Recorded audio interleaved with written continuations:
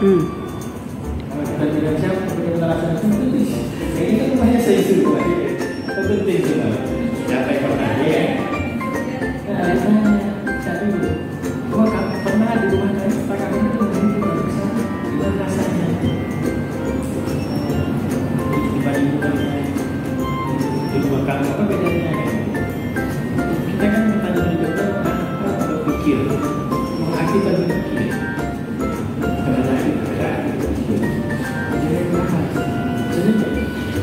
Karena kalau dikebun, bapak kalau dikebun itu ada atapnya pada dunia. Di sini pakai atapnya. Kenapa atap dunia itu di sini dan atapnya pakai orang pakai es?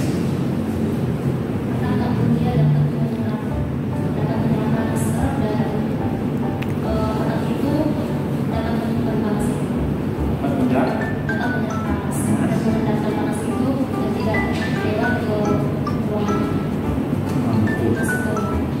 Apa bedanya kalau kita berada di sebuah rumah yang ada plafon dan tidak pakai plafon? Ada yang pakai plafon kan? Saya di jambu. Nanti kalau kita pakai plafon di jambu dulu langsung kan? Langsung. Ya kan? Kayak rumah si Walu Jabu itu juga nggak pakai plafon. Plafon kan? Nggak. Ada pakai plafon dan pakai plafon. Apa bedanya dan kita dijelaskan? Tanya sama siswa, mana yang begini pakai plafon nggak? Malam, siang, sama. Siang sama. Pada malam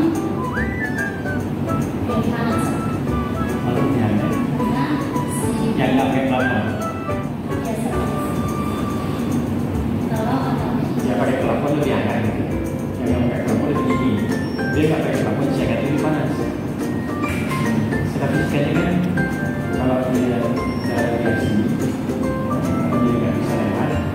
Jadi konveksi kalau ada plafon. Jadi banyak tubuh itu masih panas ke bawah. Kalau dia malam hari dia masih ada. Kalau nggak ada plafon dia kan lebih dari sini. Konveksi dia masih lebih. Konveksi dia dari sini. Konveksi dia dari sini. Nah, kalau di luar negeri, bagaimana caranya orang mengatasi dia?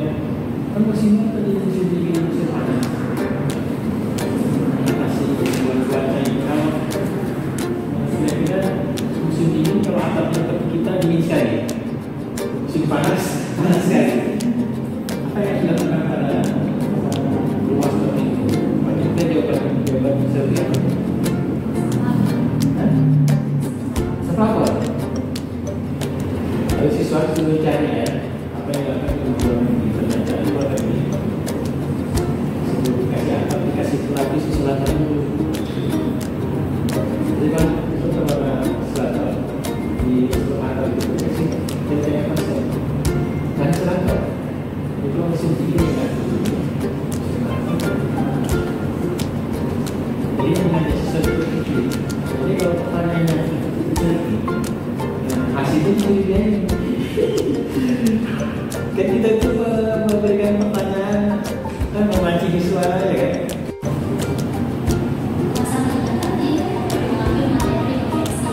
Di mana konveksi isi diambil dari asap arah tadi untuk menghasilkan materi konveksinya yaitu tabung asap.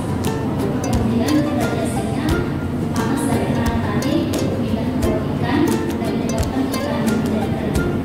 Dan juga panas dari arah tadi pindah ke sekitarnya dan jadi radiasi.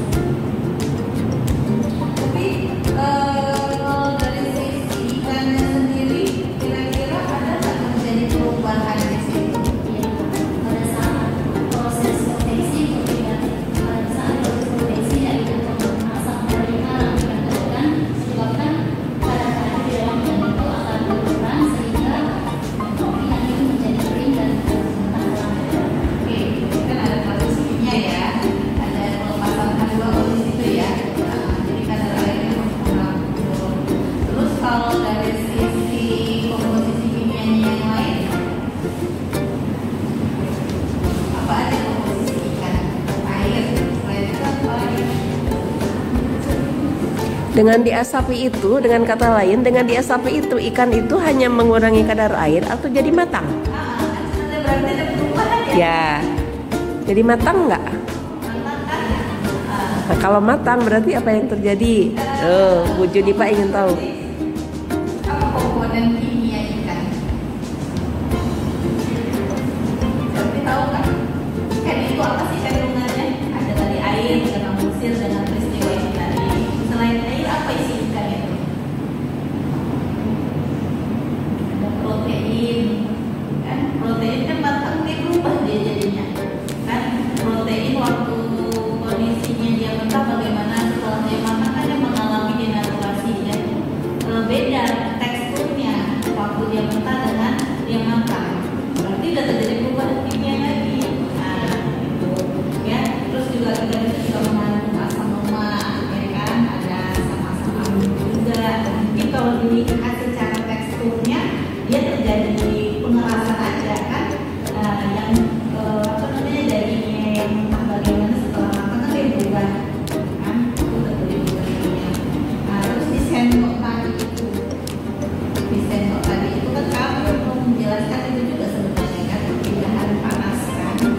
Nah jadi si siswa itu mungkin bisa diajak kalau kamu minum ya kan, kamu minum pakai air dingin sama air panas misalnya gitu kan.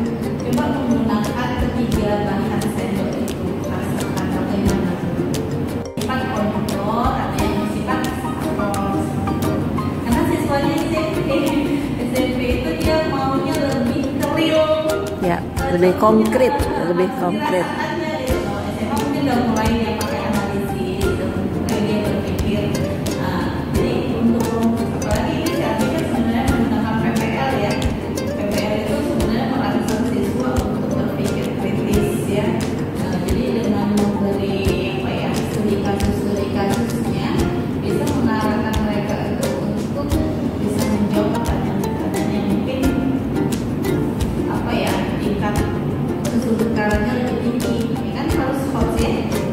Mungkin itu dari saya, Bu Eri. Keren sih penelitian Satri ya. Ya, untuk IPA SMP tapi maksudnya sangat kontekstual karena ke anak-anak yang di Sumatera Utara ini dia kena ke rumah adat, pengasapan ikan gitu ya. Iya, maksudnya terlalu kompleks, lumayan banyak kerjaannya. Oke, baik. Thank you, terima kasih Ibu Dr. Junipa Laila atas pertanyaan-pertanyaannya. Selvi mungkin mau mengucapkan terima kasih kepada Ibu Junipa. Terima kasih kepada Ibu Dr. Nikola Saroni, SSI LSC sebagai dosen penguji dasarnya pada semester ini. Terima kasih atas masukan dan saran-saran yang telah diberikan. Saya mohon maaf apabila ada tutupan yang salah dan penyampaian dari pertanyaan. Selanjutnya Selvi akan merevisi. Jangan lupa semua pertanyaan itu nanti dilengkapkan di draft ya, di draft.